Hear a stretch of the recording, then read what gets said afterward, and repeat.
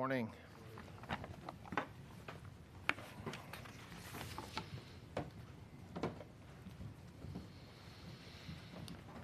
All right. Good morning, everybody. I'm pleased to be joined this morning on the stage with our DHS Secretary Mark Wayne Mullen, Angie Salazar, who's the acting director of the Office of Refugee Resettlement at HHS, Tyson Duva from the Department of Justice Criminal Division, and our U.S. Attorney for the Northern District of Ohio, David Tepfer. Also, John Condon, Acting Associate Director of HSI. So thanks, everybody, for being with us today. So for years, open border policies threatened the security of our nation and put countless lives at risk. Under President Trump's leadership, the Department of Justice is working alongside HHS and DHS to secure the border and protect American communities. There's a lot of ways that we do this. It includes punishing those who exploited the system and smuggled unaccompanied children across the border during the prior administration. More than 475,000 unaccompanied children entered the United States during the Biden administration. 475,000. Over 300,000 cannot be accounted for at the end of 2024. The way that this happened was typically because the criminals calling themselves sponsors trafficked these children to the border, usually committing fraud to do so, and oftentimes the children were abused, assaulted, and certainly exploited. In some cases, individuals would sponsor multiple children, which required them to lie to government personnel and on government forms, claiming they were close relatives when in fact they were not. They would use fake or stolen identities and make other false claims during the application process in order to obtain custody of the children. I think I'm stating the obvious that when government fails to protect our borders, it is the most vulnerable who suffer. And this department and this administration has zero tolerance for unlawful activity and is committed to protecting children who suffered the consequences of open borders. Today, we are announcing the indictments of 3 individuals: Maritza Kawik-Koch, her brother, Carlos Agustin Kawik-Koch, and Gladys Marina Call-Chen. This was out of the Northern District of Ohio. All 3 are illegal aliens from Guatemala who allegedly took part in a wide-ranging conspiracy to smuggle more than a dozen children into the United States by scamming the system and exploiting the loopholes created by the last administration. This is one example, one indictment, but it is not unique.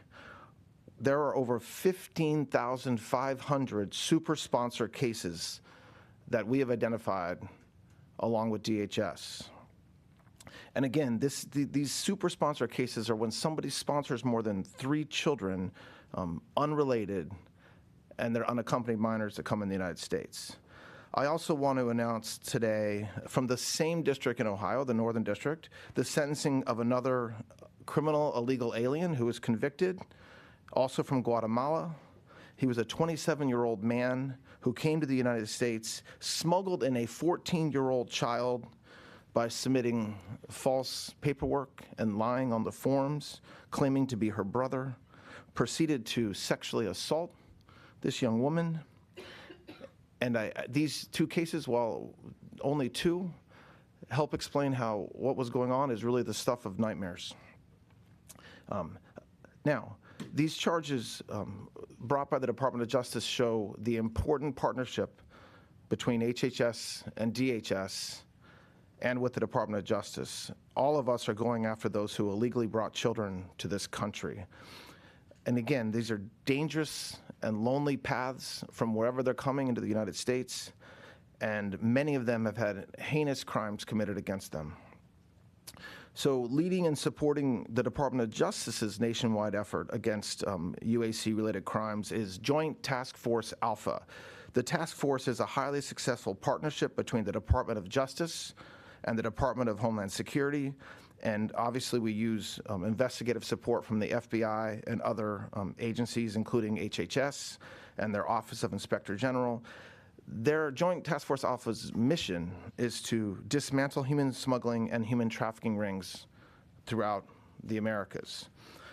So this is as is obvious from the numbers, this is a vast problem, but it's something that we're extraordinarily focused on and will remain focused on until it's completely fixed, addressed, and remedied.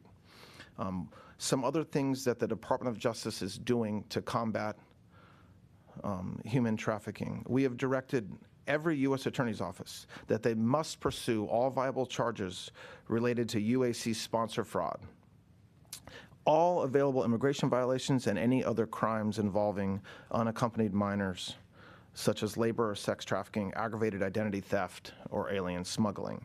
Every U.S. Attorney's Office in this country has a designated UAC coordinator, which helps streamline communication with law enforcement agencies and facilitate the prosecution of defendants involved in trafficking UACs. The criminal division is led by Tyson Duva, who's with me on stage. The criminal division works closely with U.S. Attorney's offices and Joint Task Force Alpha to make sure that all the resources are brought to bear on the most egregious and important cases in this space. We will not accept half measures when it comes to securing the border, protecting American lives, and saving children from exploitation. In this administration, as President Trump says almost every day, because it's true, the border will be secure, innocent children will be protected, and sponsors should be properly vetted, and those who seek to commit crimes by way of our borders will face justice. So again, I thank everybody for being here this morning. I would like to ask Secretary Mullen to come and say a few words now. Thank you.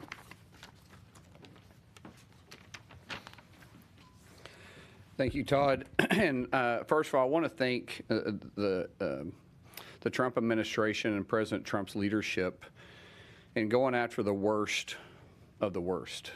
You know, I tell people that I haven't quit smiling since I've been Secretary of the Department of Homeland Security, but I have to take that back, because when we start digging into these cases and you start hearing the absolute horrific things that took place underneath the Biden administration, under true neglect at best and criminal at worst, to allow 450,000 kids to go missing throughout this country. President Trump has made it a point to go find these kids. And because of our partnership with HHS and DOJ, Department of Homeland Security, truly using the best, which the Democrats sometimes want to demonize, because a lot of times this is ICE, this is HSI, this is CBP. These individuals that the Democrats seem to want to defund, but because of President Trump, we finally funded them for 3 years. We're able to push and go find these kids. We found 146,000 kids so far. 146,000 kids. We still have nearly 300,000 missing. We're investigating reports to where some of these kids claim that they were raped 600 to 700 times. I don't care who you are. I don't care if you have kids, if you don't have kids. I don't care if you're a liberal, you're independent, you're a Democrat, you're a Republican. If you can't stand for law enforcement to go find these kids, who are you? Who are you? Every leader should understand what's going on. And do you know where we're finding the most of them? Sanctuary cities. Because they know they're safe. That's why they're called sanctuary cities. Because of President Trump's leadership, we're going into those sanctuary cities. We have mayors like Mandami in New York who want to say you're not welcome. As a mayor, he knows what's happening on the streets. He knows who he's harboring, and at this point in abating. By saying that we can't go operate, we're going to. We're going to go find the worst of the worst. We're going to rescue as many kids as we possibly can. We're going to enforce our nation's laws. And we're going to right the wrongs that the Biden administration turned a blind eye to. It's because of President Trump's leadership. It's horrific to what's happening right in our own country because of 4 years of a blind eye that allowed unvetted sponsors to come pick up 450,000 kids on our borders, knowing their reports, while the Biden administration was in office, their own reports was reporting that over a third of the females, regardless of age, was sexually assaulted before they made it to their border. They knew it was human traffickers that were trafficking these young kids to the border, and then they were unvetting or refusing to vet the so-called sponsors, and there was 0 wellness checks. And they want to claim that Republicans, because we're enforcing the laws, is inhumane somehow? What's inhumane about taking care of our kids? As a father of 6 with 3 young girls, I will do whatever I have to do. I will move heaven and hell to go find these kids. And guess what? The same individuals that the Democrats want to demonize every single day, which is our law enforcement, is out there doing that job. And I am proud as I can possibly be to sit here as secretary to say, because of our relationship with DOJ, with HHS, and this administration, we're going to find you. And those that preyed on these young kids, we're going to bring you to justice. We're going to charge you. And we're going to work side by side with Todd Blanche and DOJ to make sure you pay for your crimes. So I want to thank President Trump. I want to thank Secretary Kennedy. I want to thank Acting Attorney General Todd Blanche for helping us fight against the worst of the worst and bringing them to justice. Thank you very much, Secretary Mullen. Angie, you want to come and say words? Good morning. Thank you. I'm Angie Salazar. I'm the Acting Director of Office of Refugee Resettlement. Today's announcement confirms what we already knew, that during the Biden era, human smuggling networks exploited the immigration system and open border policies to profit and further their criminal enterprise at the expense of vulnerable children. You've heard the scale of the problem, over 450,000. I just want to emphasize, those children were all referred to ORR. That is an average of more than 300 children per day for 4 years. By law, ORR is responsible for the care and placement of unaccompanied children.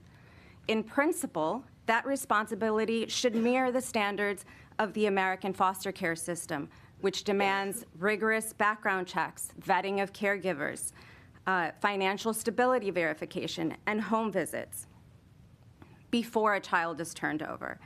Instead, these children were released to adults who were rarely seen in person.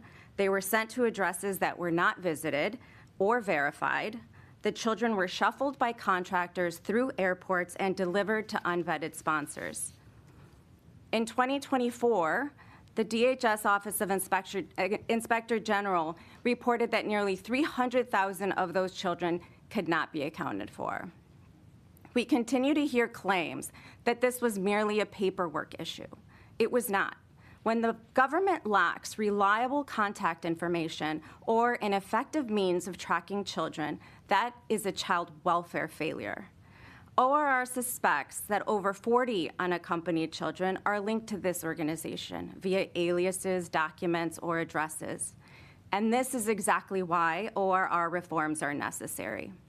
Under the strong leadership of Secretary Kennedy and President Trump, ORR has reviewed our data and identified over 81,000 addresses that were used repeatedly to take children.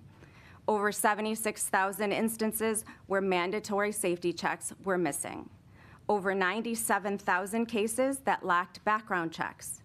And instances where fingerprint and DNA and human trafficking risks were either not required, ineffective, or applied in an inconsistent manner.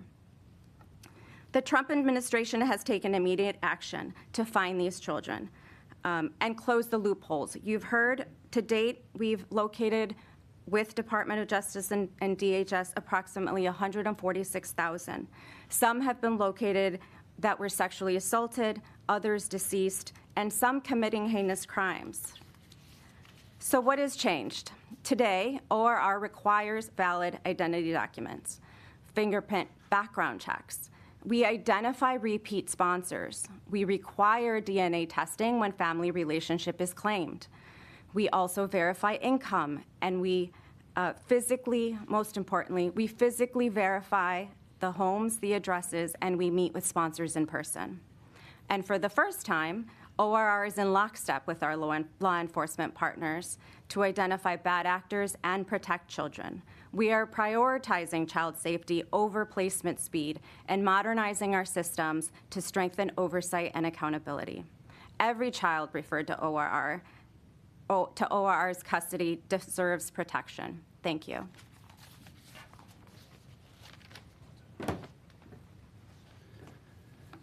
Thank you, Acting Attorney General Blanche and Secretary Mullen and Acting Director Salazar. I'm Tyson Duva, Assistant Attorney General, and I run the Criminal Division. The Criminal Division is at the forefront of some of the department's most important initiatives, including going after people who abuse and exploit our most vulnerable, our children who arrive at our borders alone. In the Northern District of Ohio, which is under the leadership of United States Attorney David Tepfer, our offices are partnering together to announce the charges that Acting Attorney General Blanche described against 3 Guatemalan nationals and the sentencing of the 4th, all living in this country illegally and all tied to smuggling of unaccompanied alien children into the United States. And I'm going to talk about those cases a little more specifically. Maritza Koek was arrested in Ohio for leading an alien smuggling network and submitting multiple fraudulent sponsorship applications for unaccompanied alien children. Maritza's brother, Carlos Koek, was also indicted for his role in that conspiracy for smuggling, including for one of the children that Maritza helped smuggle into the United States. Another, Gladys Marina Kalchen, who was herself fraudulently sponsored and smuggled into the country as an unaccompanied child, now as an adult is charged with doing the same thing. We also secured a prison sentence yesterday for Juan TLG, who lied to obtain custody of a 14-year-old girl and then sexually assaulted her. He will serve a total of 10 years in prison based on his state and federal convictions. These cases tell a story. First, about the crimes that people commit to come to the United States illegally, the dangers and risks associated with that often long journey, including tragic consequences of vulnerable children being subjected to smugglers who exploit them, often sexually and physically. And second, how criminals use a child protection program to commit fraud. In the Maritza Koek case, between December 2020 and October 2023, Maritza submitted sponsorship applications using others' identities, falsely claiming them to be children of close relatives to obtain custody of them. She used other people's birth certificates, Guatemalan consular ID cards to deceive ORR, even submitting photographs of herself holding someone else's ID.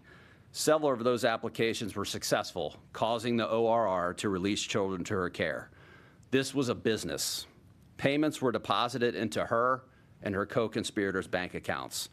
2 weeks ago, agents searched Maritza's residence in Cleveland, Ohio, and found Maritza and 8 other adults and 4 minor children living there.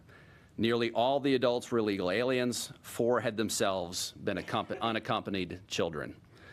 This case highlights the fraud and abuse perpetrated by illegal aliens and exposes how this government program was manipulated to bring children to the United States and deliver them to unvetted people.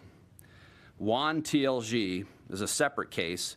He was sentenced yesterday, and those convictions stem from alien smuggling, making false statements, and aggravated identity theft. In September 2023, Xi arranged for a coyote to have a Guatemalan family's 14-year-old girl illegally enter the United States. He submitted a sponsorship application and lied that the girl was his sister. He was entrusted with her care and sexually assaulted her multiple times. Xi told her The sex was repayment for bringing her to the United States, 14 years old. For Z's state and federal convictions, he will spend the next 10 years in prison.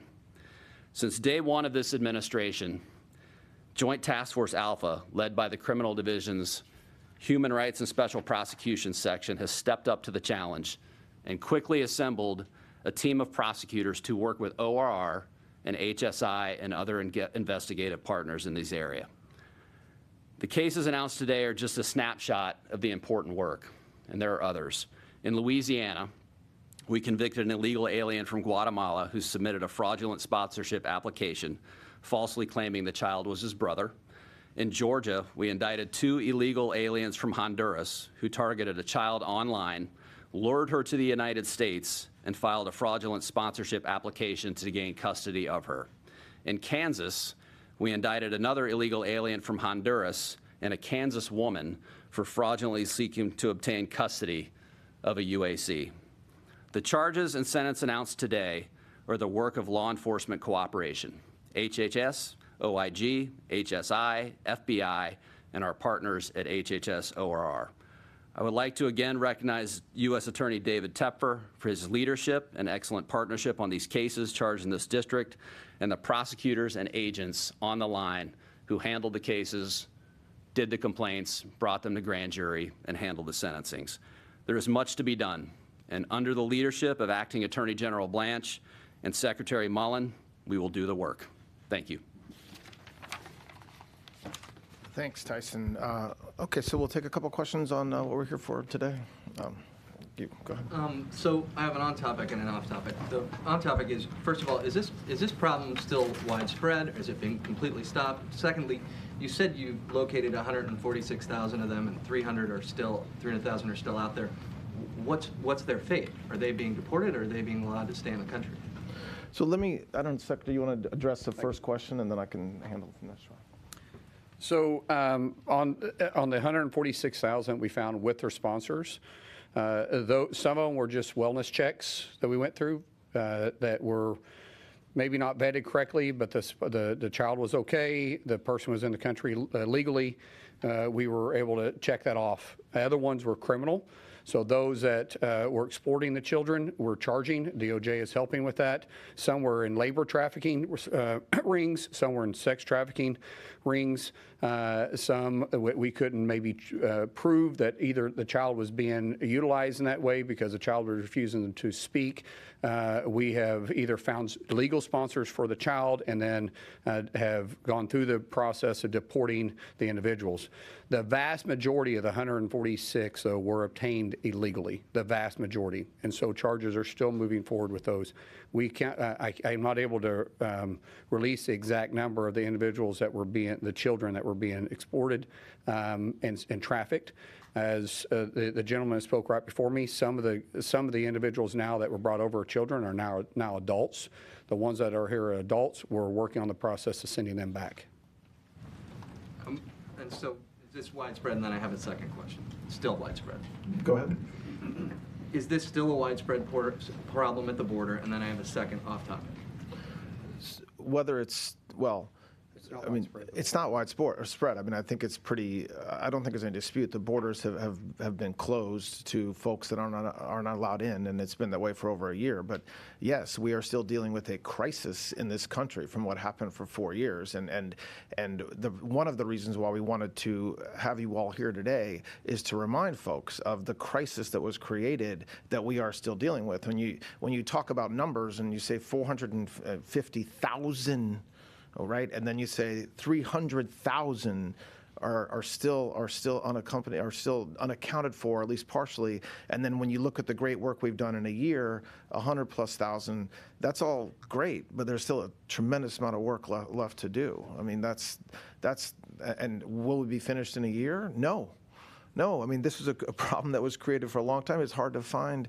I mean, what Acting Director Salazar talked about is true. Like you have over 81,000 addresses in this country had multiple unaccompanied minors associated with those addresses. And that's the crisis we're dealing with. And on the UFC fight, I'm not going to talk about the UFC fight. We're just here to talk about Would you this. abide the judge's order if he does order that it be blocked? I'm not going to talk about the UFC fight. We're here just to talk about why we're here today. Go ahead. Thank you.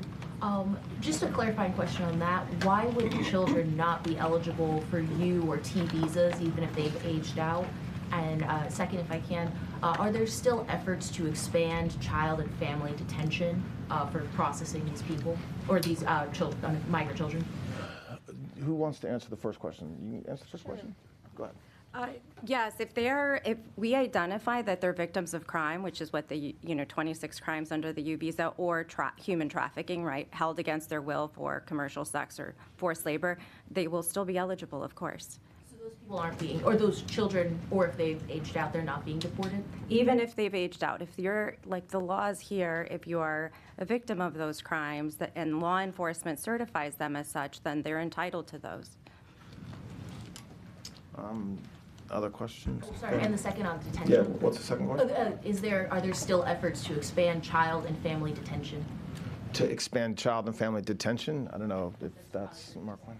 So we only have one family detention center right now, and it's in Texas because of President Trump's secure border. And we have 0 coming into the country illegally at this point. The detention center is not even close to being at capacity, so we're those that are being held there, we're looking for placements and trying to get them back to the country where they came from and enter the country illegally from.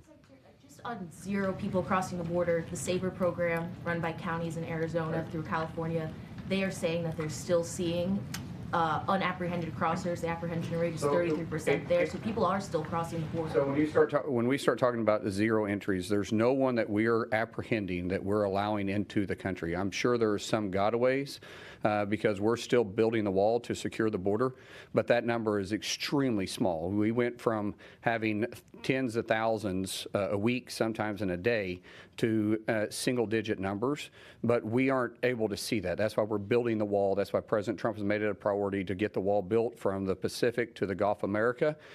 We will have the primary wall completed probably this time next year, and we'll just have very small corridors for individuals that's going to be trying to enter the country legally, where we can allow them to enter if they truly have a claim or have the right paperwork in place. But we are allowing no individuals to claim asylum to come into this country unless they can truly prove by legal statute what they have to require, not because they say the correct things on a handwritten card, but prove that they have an asylum need. Thank you. Secretary Mullen. Thank you very much.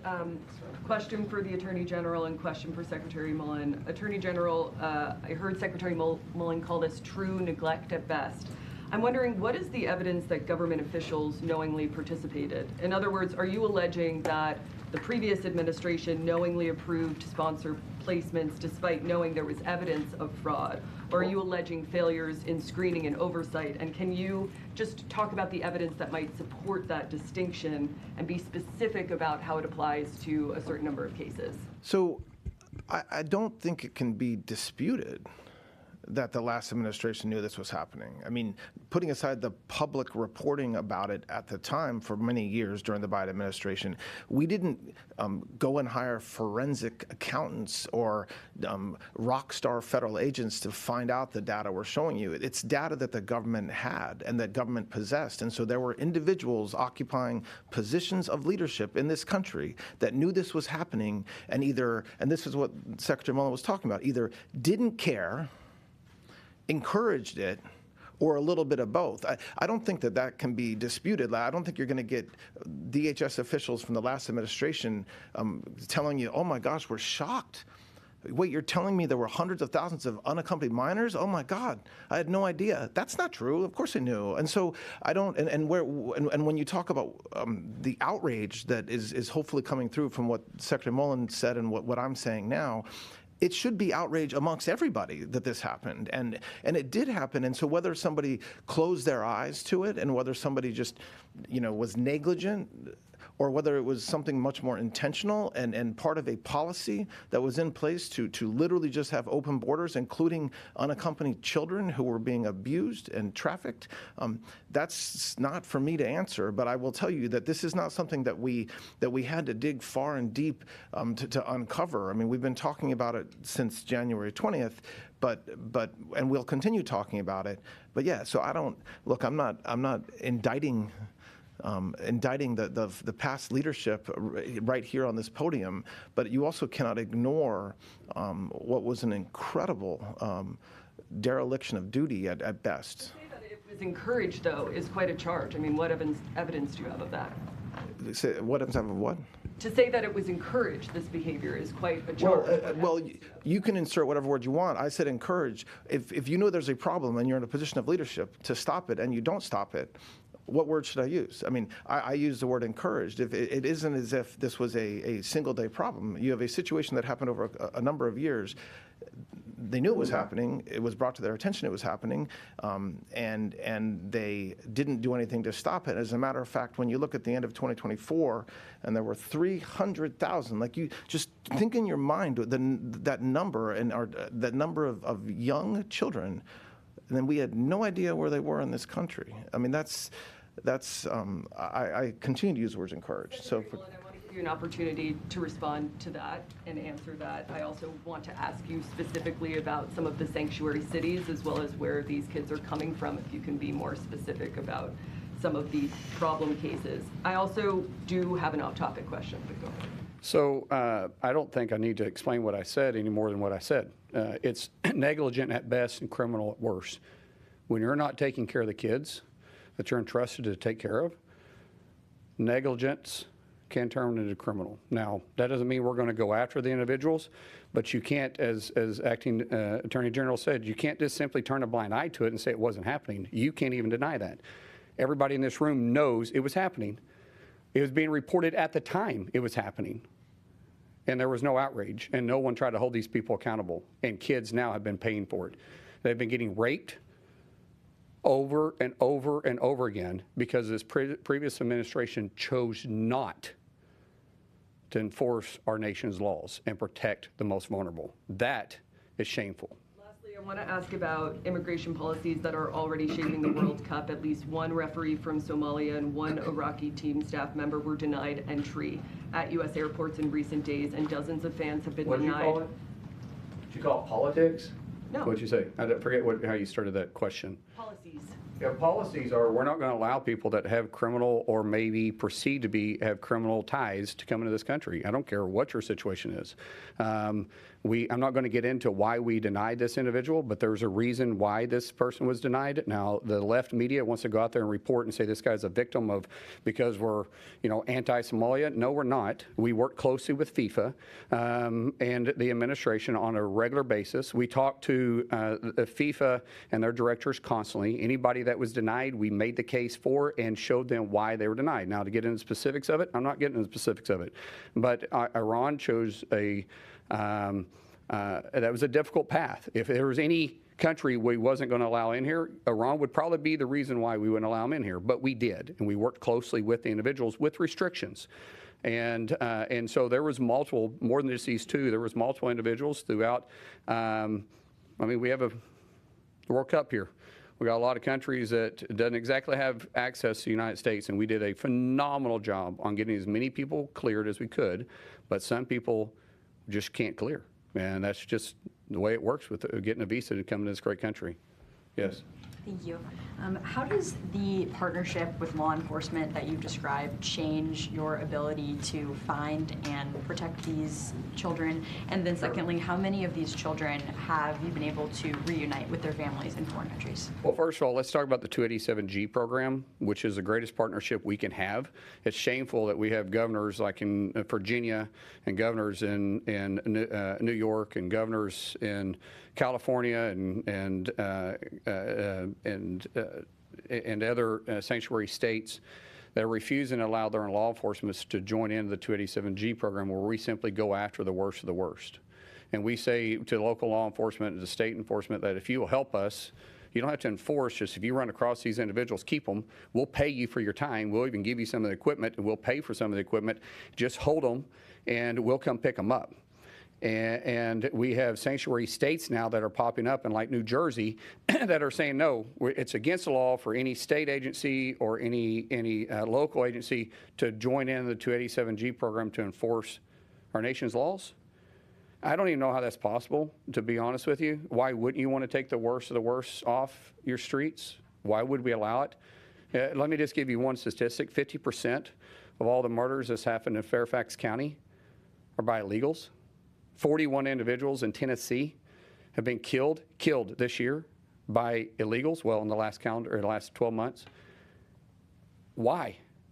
Why would any politician say that we wouldn't want to get those individuals off our streets? Why wouldn't they want to partner with DHS and the 287G program to help rid this type of activity out of our country and out of your communities? And I can't make sense of stupidity sometimes.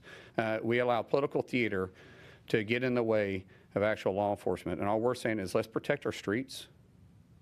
And let's make sure that our kids can go play in our yards, that you guys can go on a run in the mornings.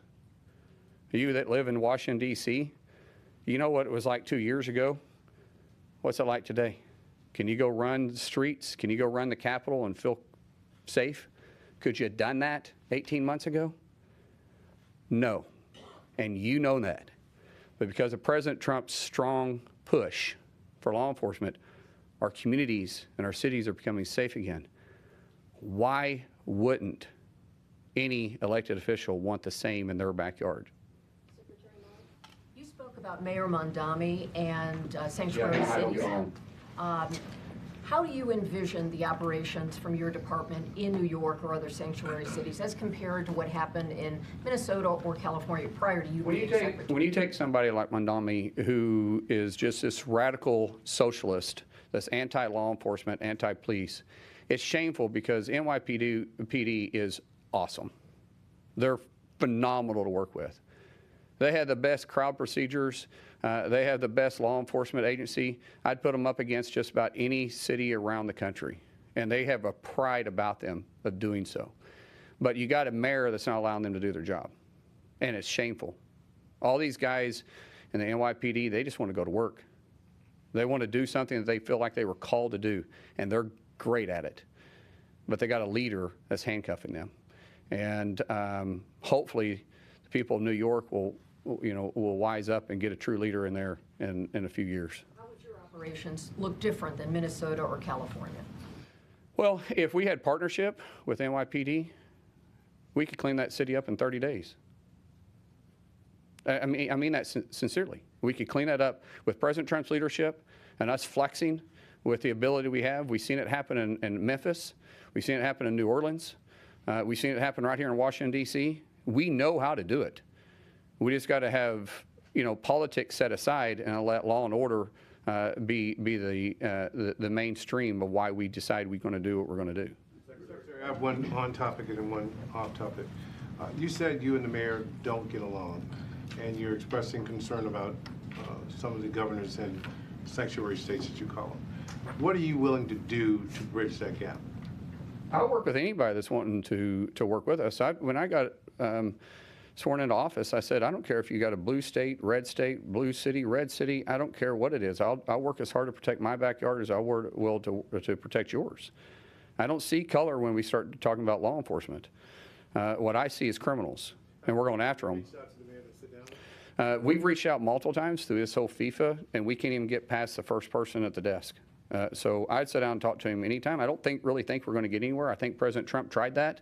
And you see the way he treated President Trump. I mean, President Trump literally brought him into the Oval Office, let him stand beside him, tried to actually give the olive branch and say, listen, we can set our political difference together, but President Trump loves New York City. He loves the Knicks, too, obviously. And the fact that the way the mayor treated him once he left the Oval Office will tell you what type of man he is. How many of these 81,000 that you've got identified there, how many of those have criminal cases that you're trying to pursue? I'll leave that. I'll let our acting attorney general answer that. What was the question about how many are? 81,000 addresses.